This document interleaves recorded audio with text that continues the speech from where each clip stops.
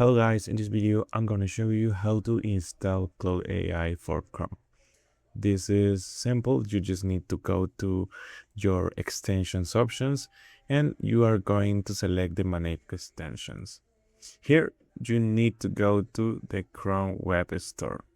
In the Chrome Web Store, in the search bar you need to search for Claude AI and hit enter. You have the first option or the third options. In this case, we are going to select the first options because it's the official Claude extension. So we are going to add to Chrome, and as you can see, it says add Claude. It can access the page debugger backend and more else features. So we are going to add the extensions.